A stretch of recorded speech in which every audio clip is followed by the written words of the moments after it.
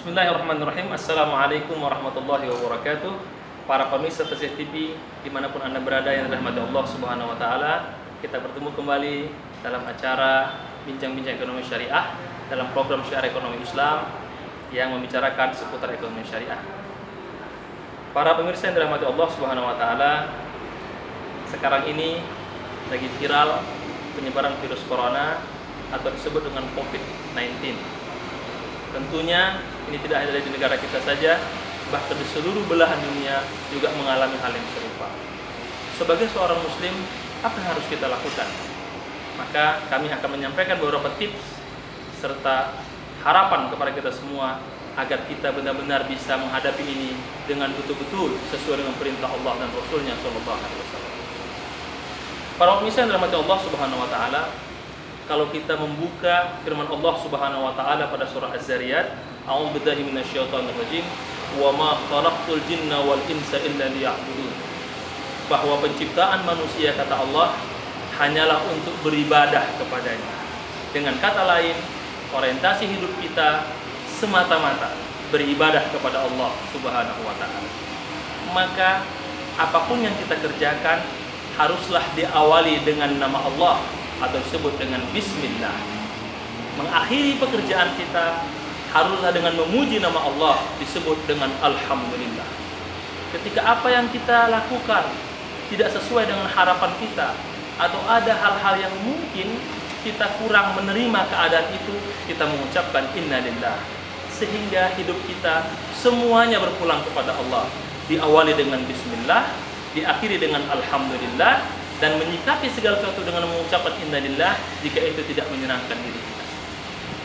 Para pemirsa yang dirahmati Allah Subhanahu wa Ta'ala, lalu bagaimana kita menyikapi virus corona ini?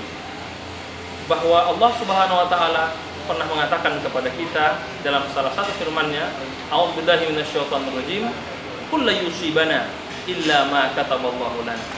Menyikapi musibah ini ada 3 hal yang harus kita lakukan. Yang pertama, meyakini ini sebagai sebuah cobaan. Maka kita diminta untuk banyak-banyak berzikir, beribadah kepada Allah Subhanahu wa Ta'ala, karena Allah mengatakan kepada kita, alladzina idza asabathum musibah qalu inna lillahi wa inna ilaihi raji'un. Ketika tertimpa musibah, jadikan ini sebagai cobaan bagi kita agar kita semakin bersabar dan banyak-banyak melakukan ibadah kepada Allah Subhanahu wa Ta'ala. Karena Allah mengatakan ista'inu bis sabri was shalah. Mintalah pertolongan dengan sabar menyikapinya dan beribadah. Salah satunya ada ibadah salat kepada Allah Subhanahu wa Ta'ala. Yang kedua, kita menyikapi ini sebagai sebuah teguran, inzar lil ghafilin. Maka kita harus banyak-banyak beristighfar kepada Allah Subhanahu wa Ta'ala, karena Rasul mengatakan kepada kita, beruntunglah orang-orang yang selalu beristighfar dalam hidupnya. Rasulullah bersabda, tuba liman kana fi hayatihi istighfaran katsira atau kama qala alaihi salatu wassalam. Yang ketiga, kita menyikapinya sebagai sebuah siksa dan azab dari Allah Subhanahu wa Ta'ala, maka segeralah kita bertaubat dengan taubatan nasuha.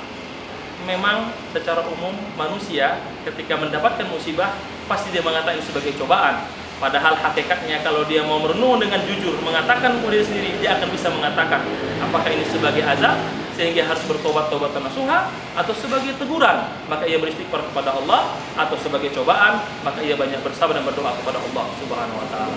Maka kepada seluruh saudara kita semuanya, mari kita kembali kepada Allah. Pada akhirnya apapun yang kita terima semuanya kembali kepada Allah Subhanahu wa Ta'ala. Awali dengan bismillah, akhirnya alhamdulillah, dan sikapi segala sesuatu yang tidak menyenangkan dengan mengucapkan innalillah. Demikian, kita bertemu pada kesempatan yang akan datang. Wassalamualaikum warahmatullahi wabarakatuh.